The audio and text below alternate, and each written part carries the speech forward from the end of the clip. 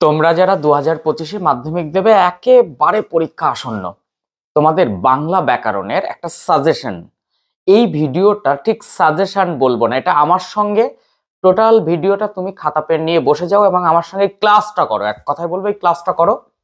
তোমার এমসিকিউ 8 আর এসএকিউ 8, মোট 16 নম্বর ব্যাকরণ থাকে। সেখানে তুমি ফুল মার্কস পাবে। আমি তোমাকে একদম পড়িয়ে শিখিয়ে দেবো। ব্যাকরণটা অনেক দিন ধরে শেখার ব্যাপার, কিন্তু তোমাদের যে সিস্টেম 2017 সালের এই যে নতুন ব্যাকরণ, অ্যাকচুয়ালি নতুন ব্যাকরণ মানে নতুন সিলেবাসের ব্যাকরণ, সেখানে কিন্তু এমসিকিউ আর এসএকিউ গুলো এমন ভাবে সাজানো থাকে, ব্যাকরণ শেখার সঙ্গে সঙ্গে কিছু জিনিস কিন্তু আবার মুখস্থর বিষয় থাকে, বুঝে নিতে হবে, তারপর মুখস্থ করতে হবে। যেমন আগে যেমন টোটালি থাকতো কারক নির্ণয় করো, কারক ও বিভক্তি নির্ণয় করো। এখন কিন্তু শুধু তাই নয়, এখন কর্তৃকারক, তার শ্রেণীকরণ, যে ব্যতিহার কর্তা কাকে বলে উদাহরণ দাও, অর্থাৎ এই ডেফিনেশন গুলো লাগে। নির্দেশক কাকে বলে তার উদাহরণ দাও, ঘটক কর্তা কাকে বলে তার উদাহরণ দাও। কাজে কাজেই খাতা পেন নিয়ে বসো, পুরো ভিডিওটা মনোযোগ দিয়ে দেখো। এবং এই ভিডিওটা আমি দেখতে বলবো, কারণ ব্যাকরণের এই 16 নম্বর যদি তুমি না পাও, 8 এমসিকিউ 8 এসএকিউ, তাহলে কিন্তু বাংলায় কখনো তুমি 90 পাবে না। কাজে কাজে এই 16 নম্বর তোমার জন্য খুব খুব জরুরি। শুধুমাত্র স্যার পিডিএফ দিন পিডিএফ দিন পিডিএফ দিন করে হবে না। তাতে কি হবে? অনেক জায়গায় তো অনেক নোট পাওয়া যায়, কিচ্ছু হবে না, শিখতে হবে। তাই এই যে লাস্ট 20 থেকে 22 দিন আমি প্রত্যেকটা ভিডিওতে বলছি, প্রত্যেকটা জায়গায় বলছি, ক্লাসগুলো করো, বসো আমার সঙ্গে সঙ্গে বসো, প্র্যাকটিসটা হয়ে যাক না। এই প্র্যাকটিসটা কিন্তু তোমার ছিল না এইভাবে। আজকে একদম আমি শিখিয়ে দেব। শেষে গিয়ে যদি ভালো না লাগে বা তুমি না বুঝতে পারো, হ্যাঁ ভিডিওটা একটু বড় হবে, কারণ 8 8 16 নম্বর, 90 নম্বরে 16 নম্বর তুলে দিচ্ছি। তাই শেষে গিয়ে যদি কখনো মনে হয় যে না আমি বুঝিনি, আমার শেখা হয়নি, তাহলে তুমি অবশ্যই আর পরের থেকে এই ভিডিওগুলো, আমার ভিডিওগুলো দেখবে না। আমি এটুকু বলবো যে তুমি যদি আজকে প্রথম থেকে শেষ পর্যন্ত দেখো, তাহলে তোমার কোনো সমস্যা হবে না এই 16 নম্বরের। যারা নতুন তারা অবশ্যই চ্যানেলটি সাবস্ক্রাইব করে পাশে থাকা বেল আইকনটি প্রেস করে রাখো এবং বন্ধুদের মধ্যে একটু শেয়ার করে দেওয়ার অনুরোধ রইল। ভালো লাগলে অবশ্যই একটা লাইক দিয়ে দিও। আমি প্রথমে 2017 থেকে 24 সাল, শুধু 21 সালে পরীক্ষা হয়নি করোনাকালে, আর 22 সালে রিডিউস ছিল। এই টোটাল 17 থেকে 24 সালে যা যা মাধ্যমিক প্রশ্ন তা সলভ করব। টেস্ট পেপার এবিটিএ, ডব্লিউবিটিএ এবং পর্ষদ নমুনা টেস্ট পেপার ঘেটেছি সেটা বলবো। সেই সঙ্গে আমার সাজেশন বলবো, যেটা 2025-এ সব থেকে মোস্ট ইম্পর্টেন্ট। আমি প্রথমে বলবো তোমাদের যে 4টি পার্ট আছে।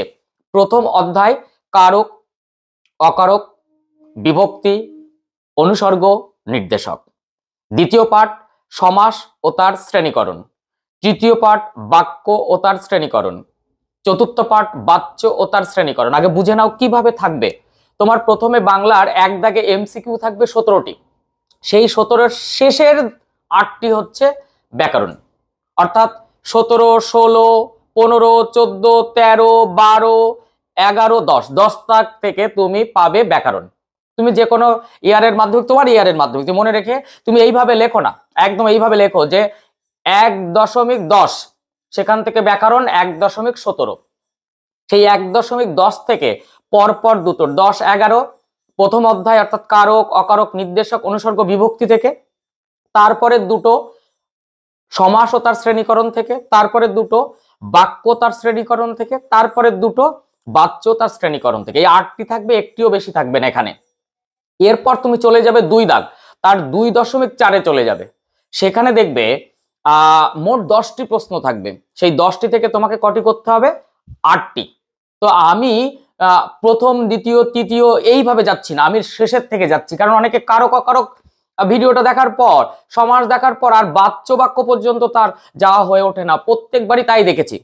কিন্তু আমি লাস্ট, অর্থাৎ তোমাদের বাচ্য ভয়েস, বাচ্চের ওপরে যে প্রশ্নগুলো থাকবে সেটা আগে ক্লিয়ার করি। আমি বাচ্চের ওপরে প্রথমে যাচ্ছি। 2024-এ কি এসেছিল আগে ক্লিয়ার করো।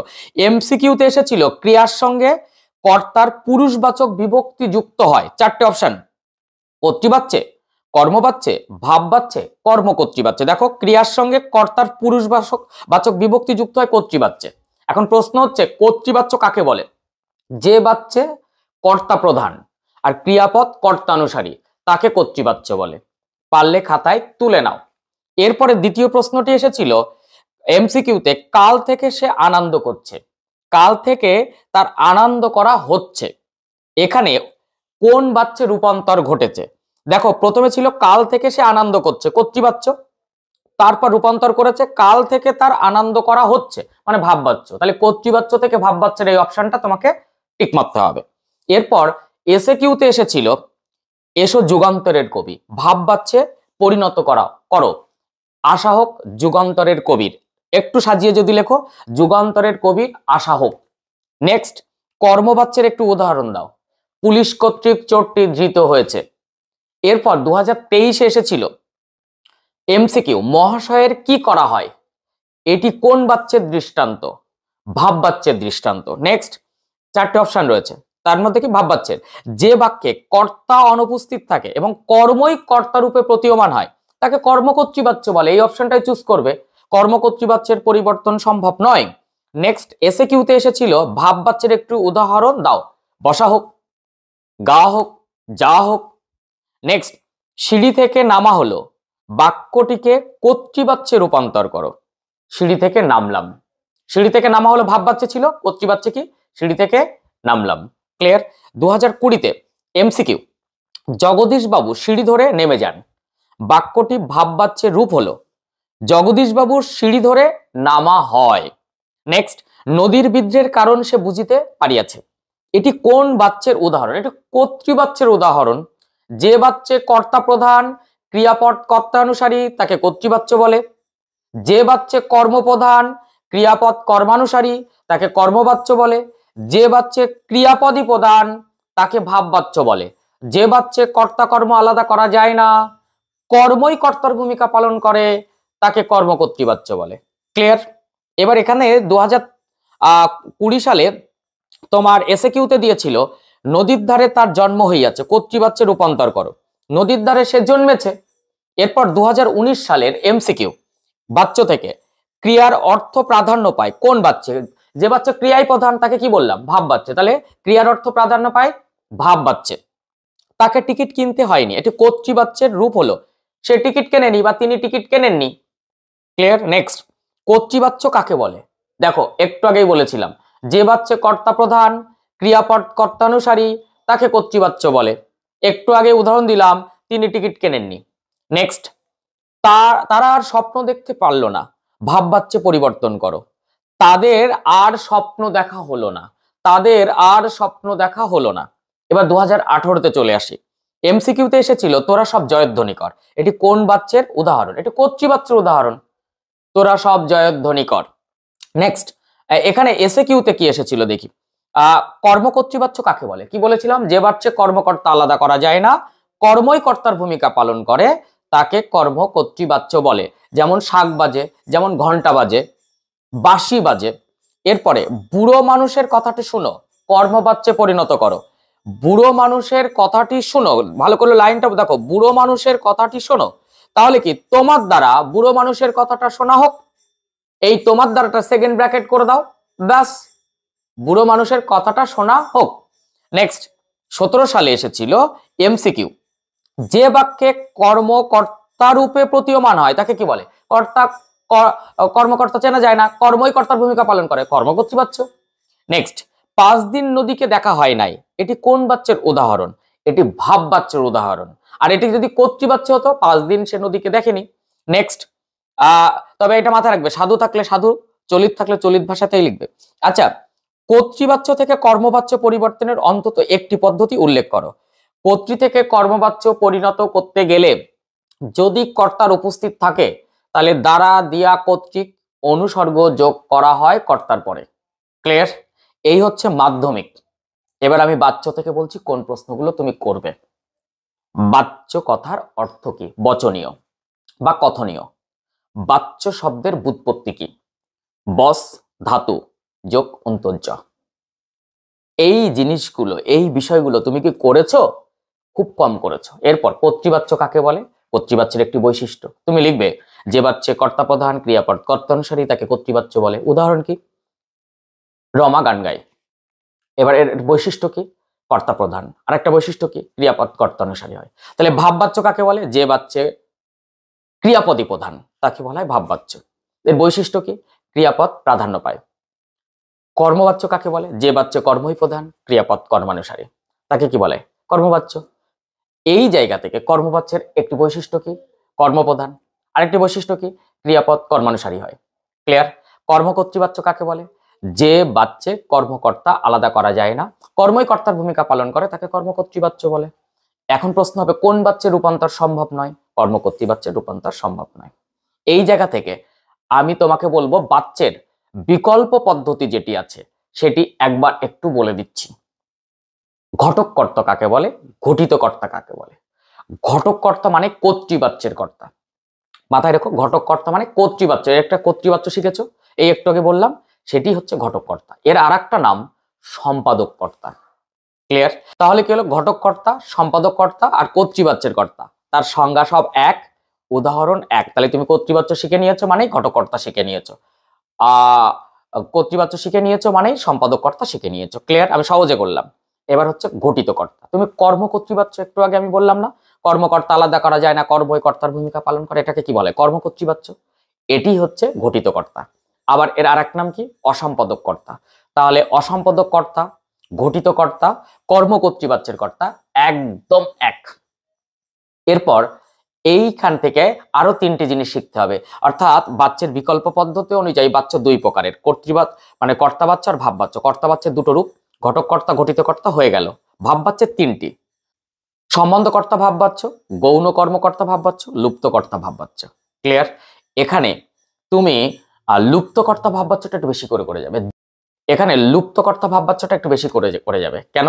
এটি আসে মাঝে মধ্যে। তুমি সংজ্ঞাটা কিভাবে লিখবে? যে ভাববাচ্যের কর্তা লুপ্ত অবস্থায় থাকে তাকে লুপ্তকর্তা ভাববাচ্য বলে। আমি তোমাকে বলবো এই চ্যানেলের তুমি ব্যাকরণ পাঠে গেলে সেখানে বাচ্চের বিকল্প পদ্ধতি এটি দেওয়া আছে, তুমি পারলে একবার দেখে নিতে পারো। এরপর যদি বলা হয় গৌণ কর্মকর্তা ভাববাচ্য কাকে বলে? যে ভাববাচ্যের কর্তা গৌণ কর্মরূপে থাকে তাকে গৌণ কর্মকর্তা ভাববাচ্য বলে। এখন যদি বলে সম্বন্ধকর্তা ভাববাচ্য কাকে বলে? যে ভাববাচ্যের কর্তা সম্বন্ধ পদ রূপে থাকে তাকে বলা হয় সম্বন্ধকর্তা ভাববাচ্য। ক্লিয়ার? বাচ্য থেকে এই প্রশ্নগুলো তোমাকে সুন্দর করে করতে হবে এবং এখান থেকে একটি প্রশ্ন ছাড়ার জায়গা নেই। এছাড়া আরো কয়েকটা বাচ্য থেকে আমি বলছি, অকর্মক ক্রিয়ার কোন বাচ্য হয় না? অকর্মক ক্রিয়ার কর্মবাচ্য হয় না। অর্থাৎ অকর্মক বলতে কি? যে বাক্যের মধ্যে কর্ম থাকে না, ক্রিয়াপদ কোনো কর্মের সঙ্গে অবস্থান করে না, তাকে বলা হয় অকর্মক। যেমন রাম খেলে, এর মধ্যে দেখো কর্তা আছে, ক্রিয়াপদ আছে, কিন্তু কর্ম নেই, তাহলে ওই ক্রিয়াপদটা কি? অকর্মক। এইরকম কোন বাক্য যদি হয়, অর্থাৎ কর্ম যদি না থাকে, তার কর্মবাচ্যে রূপান্তর করা যায় না, মাথায় রেখো কিন্তু।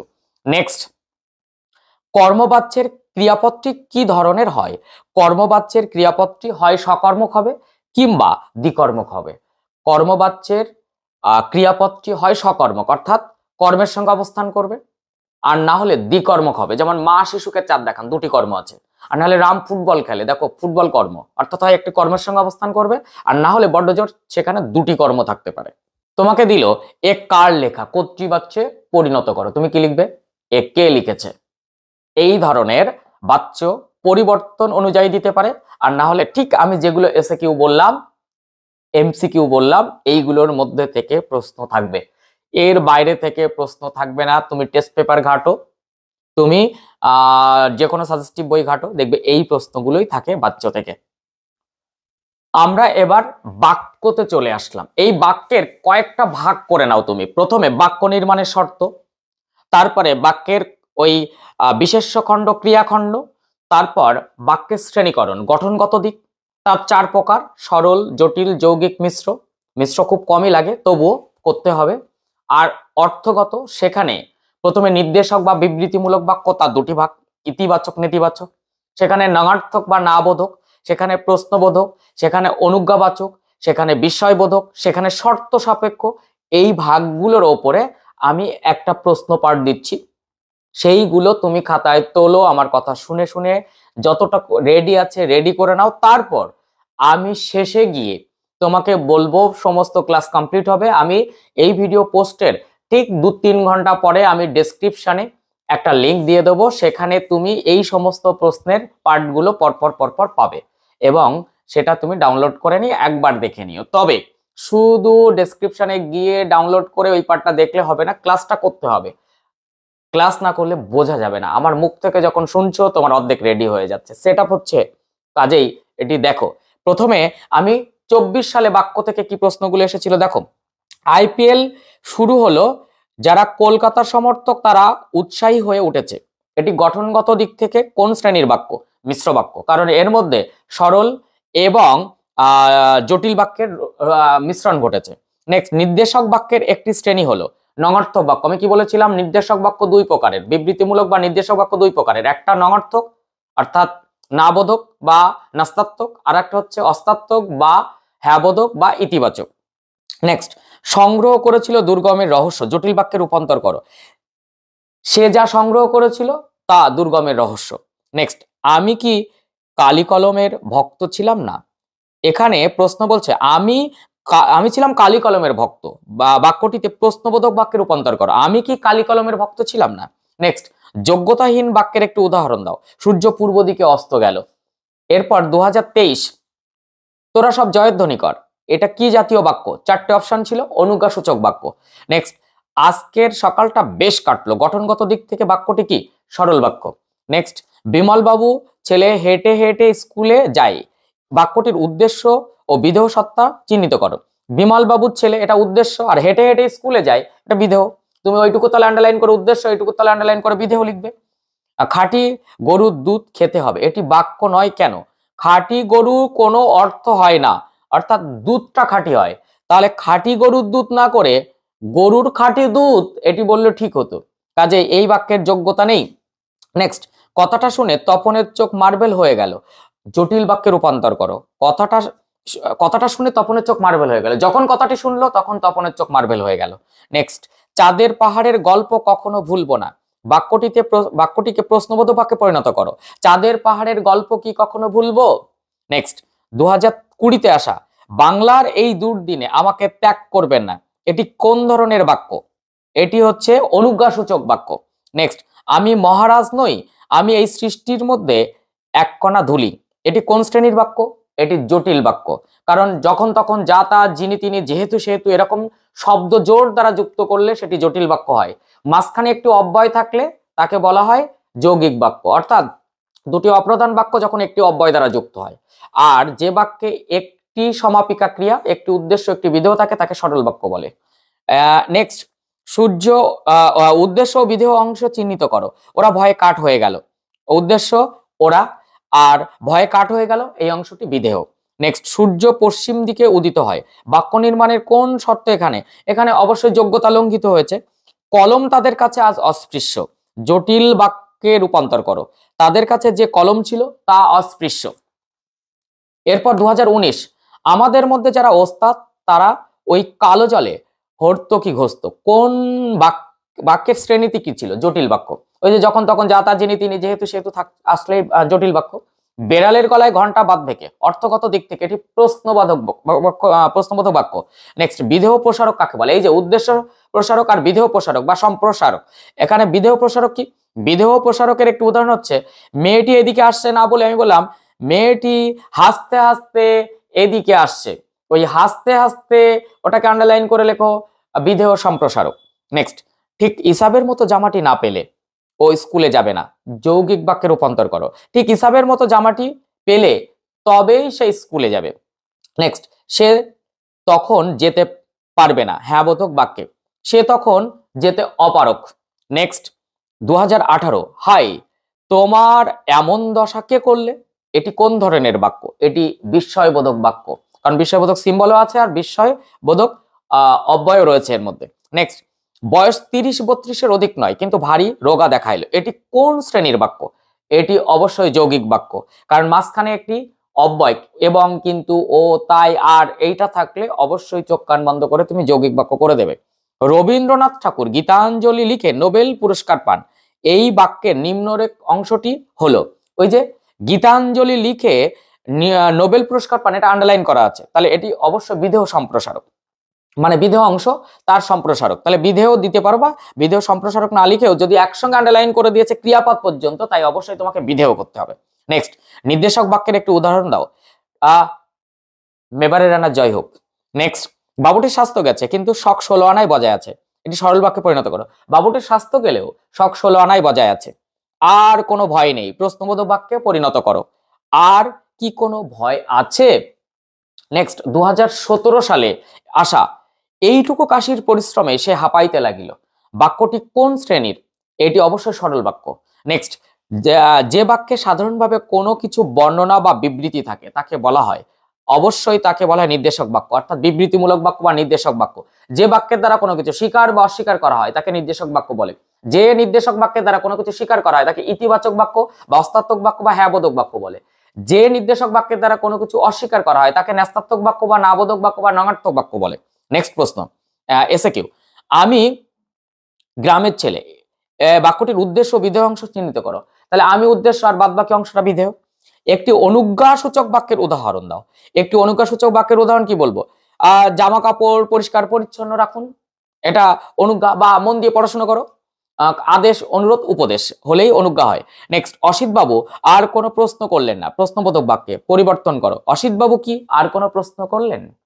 এবার আমি বলবো এই 3টি পার্ট বাক্যের কি কি প্রশ্ন তোমাকে করতে হবে। এক, বাক্য নির্মাণের শর্ত কি কি? যোগ্যতা, আকাঙ্ক্ষা, আসক্তি। যোগ্যতা কাকে বলে, আকাঙ্ক্ষা কাকে বলে, আসক্তি কাকে বলে, প্রত্যেকের একটি করে উদাহরণ নেবে। ক্লিয়ার? এবার হচ্ছে একটা বাক্য দিয়ে বলবে এর উদ্দেশ্য খণ্ড ও বিধেয় খণ্ড চিহ্নিত করো। গেল। তারপরে গঠনগত দিক থেকে বাক্য কয় প্রকার কি কি? সরল বাক্য কাকে বলে, সরল বাক্যের একটি বৈশিষ্ট্য। জটিল বাক্য কাকে বলে, তার একটি বৈশিষ্ট্য। যৌগিক বাক্য কাকে বলে, তার একটি বৈশিষ্ট্য। ভীষণ আসবে। মিশ্র বাক্য কাকে বলে, একটি উদাহরণ। এবং এই বাক্য থেকে ওই বাক্য, ওই বাক্য থেকে ওই বাক্যতে ডাইভার্ট করতে হবে, অর্থাৎ বাক্য পরিবর্তনটা তোমাকে করতে হবে। আমি কিছু কিছু সালের মধ্যে ছিল সেগুলো আমি বলে দিয়েছি। এরপর হচ্ছে অর্থগত দিক। প্রথমে নির্দেশক বাক্য কাকে বলে, নির্দেশক বাক্য কয় প্রকার কি কি, তার মধ্যে আবার ইতিবাচক বা অস্তাত্মক বাক্য কাকে বলে, তার মধ্যে নেতিবাচক বা ন্যস্তাত্মক বাক্য কাকে বলে, অনুজ্ঞাসূচক বাক্য কাকে বলে, ভীষণ করে করবে শর্ত সাপেক্ষ বাক্য কাকে বলে। অ্যাকচুয়ালি শর্ত সাপেক্ষ বাক্য মানেই জটিল বাক্য। যখনই তুমি শর্ত সাপেক্ষ বাক্য লিখবে, সংজ্ঞা লেখার পর উদাহরণ দেবে, জটিল বাক্যের একটা উদাহরণ দিলে শর্ত সাপেক্ষ বাক্য হয়ে যাবে। কারণ বেশিরভাগ ক্ষেত্রে শর্ত থাকে, তুমি গেলে তবেই আমি যাব, দেখো শর্ত আছে। ওই শর্ত না থাকলে হবে না। যদি বলো নীতি শিক্ষা তবে তর্ক উঠিবে, দেখো শর্ত আছে। ওই শর্ত থাকা মানেই শর্ত সাপেক্ষ বাক্য। তো এই হচ্ছে বাক্যের পাঠ। এরপর আমরা চলে যাব সমাসের পাঠে। দেখো সমাস যখন করবে, আমি 2017 থেকে 24 সাল পর্যন্ত প্রশ্নগুলো শেষে বলছি। আগে সমাসের যে পার্টগুলো বলছি সেগুলো আগে সুন্দর করে করে নাও। সমাস কথার অর্থ কি? সংক্ষেপ বা সংক্ষেপিত। সমাস শব্দের ব্যুৎপত্তি কি? সম পূর্বক অস ধাতু যুক্ত অ বা অস বা ঘং। নেক্সট, পূর্বপদ কাকে বলে, পরপদ কাকে বলে, ব্যাস বাক্য কাকে বলে, ব্যাস বাক্যের অপর নাম কি, বিগ্রহ বাক্য। সমসমান পদ কাকে বলে, সমাসবদ্ধ পদ কাকে বলে। পারলে তুমি ব্যাকরণ পাঠে চলে যাবে এই চ্যানেলের প্লেলিস্ট ঘেটে, সেখানে দেখবে পরপর সমাস রয়েছে, পর্ব 1, পর্ব 2, পর্ব 3 করে প্রত্যেকটা সমাস দেওয়া আছে। যে সমাসটা ডিস্টার্ব থাকবে একবার একটু দেখে নেবে। তবে বলবো পর্ব 1 দেখলে এই এখন যেটা বলছি পূর্বপদ, পরপদ ইত্যাদি এর পার্টটা পাবে। ক্লিয়ার? এরপর আসবো সমাস কয় প্রকার, 9 প্রকার। তুমি 6 প্রকার এক পাশে রাখো, 3 প্রকার এক পাশে রাখো। এই 6 প্রকার আগে বলবো। দ্বন্দ্ব, দ্বিগু, তৎপুরুষ, কর্মধারায়, বহুব্রী, অব্যয়ীভাব। এই 6 প্রকার এক পাশে। এক পাশে নিত্য সমাস, অলপ সমাস, বাক্যশ্রী সমাস। ওই 3টা এখন রাখো। আগে এই 6টাকে বলি কি কি প্রশ্ন আসতে পারে। প্রথমে দ্বন্দ্ব। দ্বন্দ্ব কথার অর্থ কি? দ্বন্দ্ব সমাসে কোন পদের অর্থ প্রাধান্য পায়? এখান থেকে সংজ্ঞামূলক। একশেষ দ্বন্দ্ব কাকে বলে, বহুপদী দ্বন্দ্ব কাকে বলে। ভীষণ করে এই প্রশ্নগুলো ছাড়বে না। এরপর আসছি দ্বিগু। দ্বিগু সমাস কোন পদের অর্থ প্রাধান্য পায়? দ্বিগু সমাস কয় প্রকারের? সমাহার দ্বিগু কাকে বলে, তদ্ধিতার্থক দ্বিগু কাকে বলে।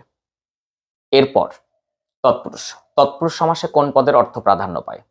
সেখান থেকে তৎপুরুষ সমাসের যে সংজ্ঞাগুলো করবেই, উপপদ তৎপুরুষ কাকে বলে, সবার আগে উপপদ কাকে বলে, কৃদন্ত পদ কাকে বলে, ব্যাপ্তি তৎপুরুষ সমাস কাকে বলে। এই প্রশ্নগুলো এখান থেকে ছাড়বে না। এরপর কর্মধারায়। কর্মধারায় সমাসে কোন পদের অর্থ প্রাধান্য পায়? সেখান থেকে সংজ্ঞামূলক। মধ্যপদলোপী কর্মধারায় কাকে বলে, উপমান কর্মধারায় কাকে বলে, উপমিত কর্মধারায় কাকে বলে। উপমান আর উপমিত কর্মধারায় সমাসের পার্থক্য লেখো।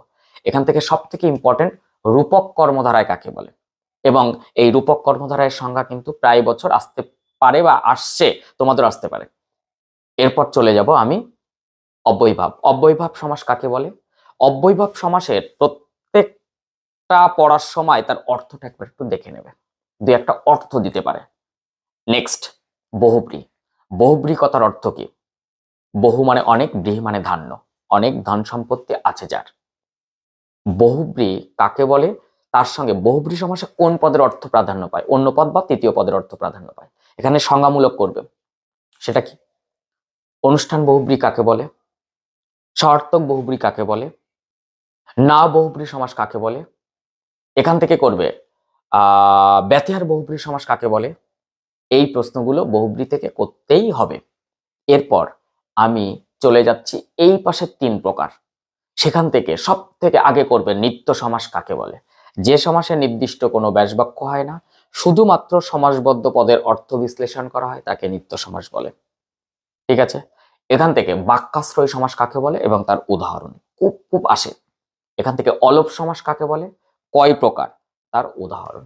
সমাজ থেকে এই প্রশ্নগুলো ছাড়বে না, ছাড়বে না, ছাড়বে না। 2024 এসেছিল সাপ মুক্ত সমস্ত পদটি সমাসের নাম। অ্যাকচুয়ালি সাপ থেকে মুক্ত বা সাপ হইতে মুক্ত অপাদান তৎপুরুষ, এই অপশনটাই চুজ করতে হবে। নেক্সট, শিশুর শরীরে কুসুমের মতো কোমল, এই বাক্যে কোমল হলো সাধারণ ধর্ম। নেক্সট, এখান থেকে মাথায় রাখবে উপমান পদ কাকে বলে, উপমেয় পদ কাকে বলে, সাধারণ ধর্ম কি। নেক্সট, ঋষি বালক পদটি ব্যাসবাক্য সহ সমাসের নাম লেখো। ঋষি যে বালক সাধারণ কর্মধারায়, যিনি ঋষি তিনিই বালক, এটিও করা যায়। নেক্সট, অন্ধ করে যে উপপদ তৎপুরুষ অন্ধকার। নেক্সট, কোন সমাসে দুটি বিজাতীয় সমসমান পদের মধ্যে অভেদ কল্পনা করা, রূপক কর্মধারায়। নেক্সট, 2023 এসেছে উপমান ও উপমেয় পদের মধ্যে অভেদ রূপ কল্পনা করা, রূপক কর্মধারায় সমাস। নেক্সট, চিরসুখী পদটি হলো চিরসুখী, চিরকাল ব্যাপী সুখী মানে ব্যাপ্তি তৎপুরুষ। নেক্সট, উপগ্রহ কথাটি ব্যাসবাক্য সহ সমাসের নাম, ক্ষুদ্র গ্রহ অব্যয়ভাব সমাস। নেক্সট, অলোপ সমাস কাকে বলে? বারবার করে বলেছিলাম, আসে আবার বলে দিচ্ছি, যখন কোন সমাসে সমসমান পদে বিভক্তি চিহ্ন সমাসবদ্ধ পদে লোপ পায় না, মূলত পূর্ব পদের বিভক্তি সমাসবদ্ধ পদে লোপ পায় না, তাকে বলা হয় অলোপ সমাস। নেক্সট, 2022 এসেছিল সমাসের মূল অর্থ, অপশন চুজ করতে হবে, একাধিক পদের এক পদে পরিণত করা, অর্থাৎ বাক্যস্থিত একাধিক পদকে এক পদে পরিণত করাকে সমাস বলে।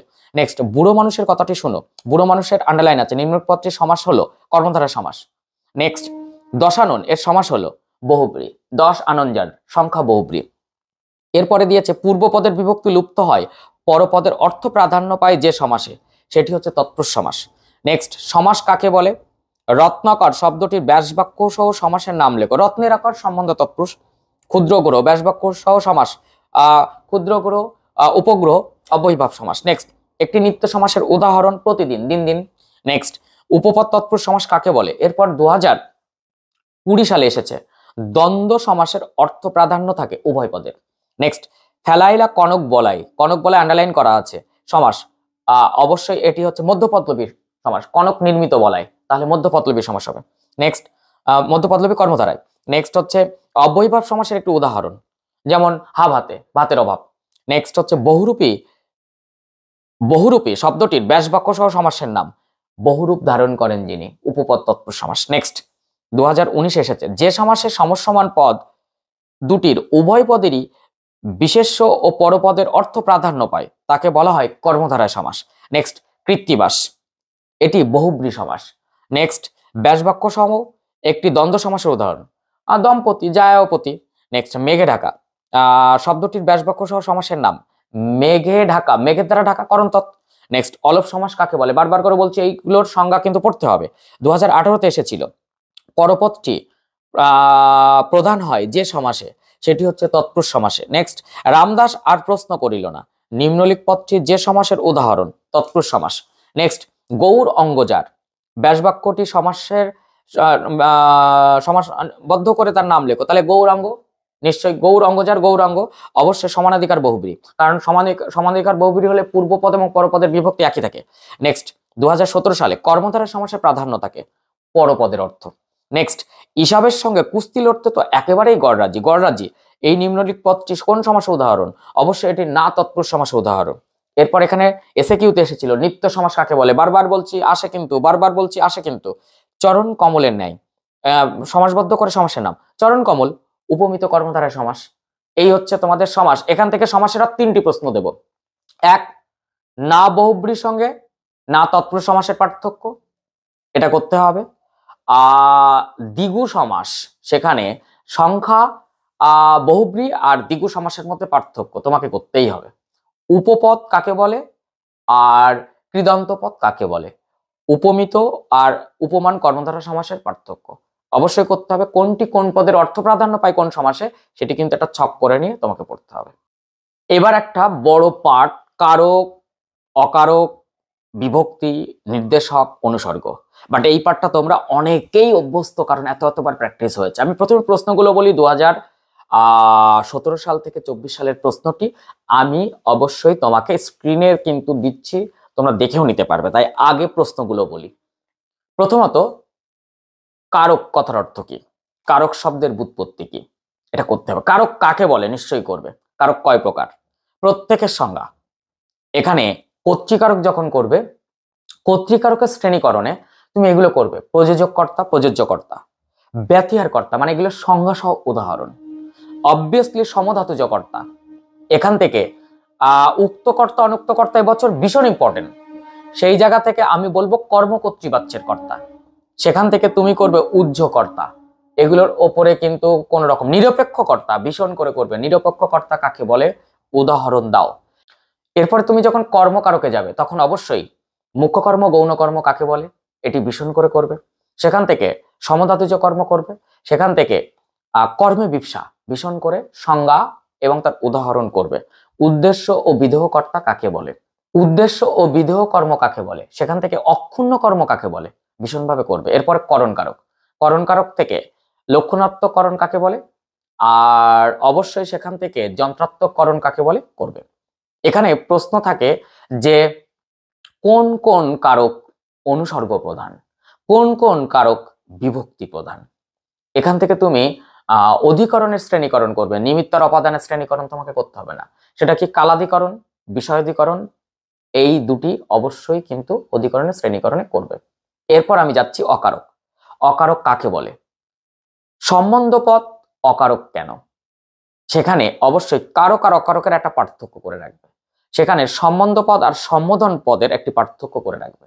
সম্বোধন পদ কাকে বলে, উদাহরণ দাও। এবার চলে যাচ্ছি বিভক্তি। বিভক্তি কথার অর্থ কি, বিভক্তি শব্দের ব্যুৎপত্তি কি, বিভক্তি কাকে বলে, কয় প্রকার কি কি, শব্দ বিভক্তি কাকে বলে, ধাতু বিভক্তি কাকে বলে। অবশ্যই করবে এবছর তির্যক বিভক্তি কাকে বলে, অবশ্যই করবে মৌলিক ও যথার্থ বিভক্তি কাকে বলে। এবার কিন্তু আসার চান্সেস রয়েছে শূন্য বিভক্তি কাকে বলে, উদাহরণ এবং শূন্য বিভক্তির অপর নাম কি। এরপর করবে নির্দেশক কাকে বলে, নির্দেশকের কয়েকটা উদাহরণ। এরপর করবে অনুসর্গ, অনুসর্গ কাকে বলে, অনুসর্গ কয় প্রকার কি কি, অনুসর্গের অপর নাম কি। এই প্রশ্নগুলো ছাড়বে না, ছাড়বে না, ছাড়বে না। আর তার সঙ্গে আমি 17 সাল থেকে 24 সাল পর্যন্ত যে প্রশ্নগুলো এসেছে তার প্রশ্ন সহ উত্তর আমি স্ক্রিনে একবার দেখিয়ে দিচ্ছি, তুমি সেগুলো দেখে যাও। অবভিয়াসলি কারক নির্ণয় করতে শিখতে হবে, একটা লাইন তুলে দিয়ে এটি কোন কারক, আবার একটি লাইন তুলে দিয়ে বলবে এটি কোন শ্রেণীর কর্তা বা এটি কোন শ্রেণীর কর্ম।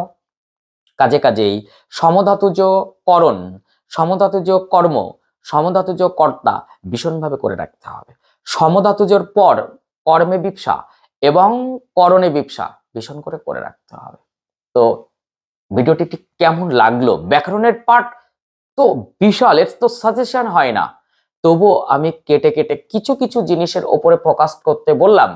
তুমি এর মধ্যে থেকে মোটামুটি 80 থেকে 90% তুমি গ্যাদারিং করো, দেখবে যে কোনো টেস্ট পেপার খুললেই তুমি চলে যাবে এমসিকিউর শেষের 8টি আর 2.4, সেখানে 10টি আছে, 8টি করতে হয়। প্রত্যেকটা পেজ ঘেটে যাও, দেখো আমি যা বলেছি তার মধ্যে থেকেই সব প্রশ্নগুলো আছে। কাজেই তোমার পরীক্ষা খুব ভালো হবে যদি এই প্রশ্নগুলো সুন্দর করে রেডি করে যেতে পারো। মন্তব্য করো, কোনো প্রশ্ন থাকলে অবশ্যই আমাকে জানাতে পারো। তো নেক্সট ভিডিওতে দেখা হচ্ছে। আর বন্ধুদের মধ্যে কিন্তু একটু শেয়ার করে দিও, নতুন হলে চ্যানেলটি সাবস্ক্রাইব করে পাশে থাকা বেল আইকনটি প্রেস করে রেখো। টাটা।